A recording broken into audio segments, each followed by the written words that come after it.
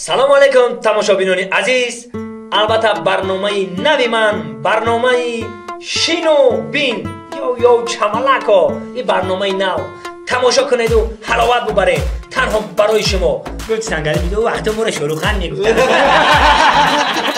من در فریبیا کم غیر چیدم یکم تنبر تبریک نمیکنی شما.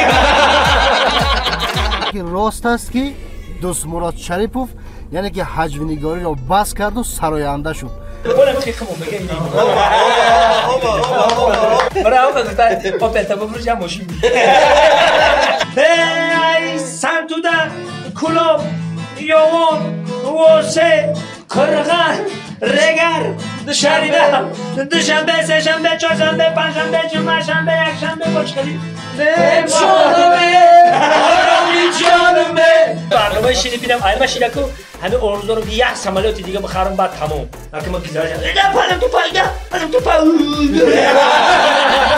دون جوان بچه اکای زادوندیک کمتر درباره توی زنگریتون با ما معلومات میدادین. چند بار گفتم ولی من زنگیر نیستم. عروض کنم میشی دیگه همون شده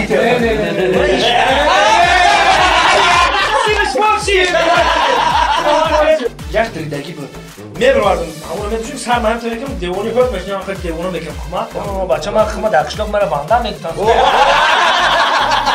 پیشی قربانی صبح بیرم در اومدیم پیشی تقریبا روزی کپم در اومدیم اینجا پیش اوبایدو و رجب رفتیم آقای دانشمند تو خود هستی گفتم ما میبریم تیشه بعد گفتم که میریم اصلا با گفتی خیلی تو در افغانستان بینی حیات مخلصات بسیار یک بار افغانستان ببرم میگوزد از نزدش ولا سپید میبروید میبرد با او شیشتم میگوزد سگ باز از عقیبش میسروند ولا سپید میکفه از یارکی خود زنده جدا میگرده خب خب خب دوست مراد آمده به قرار آمده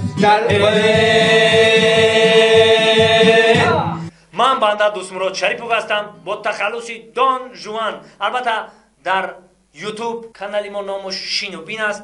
در آمده تماشا کنید و حلاوت ببرید و لایک فراموش نکنید. پتیسات هم بکنید.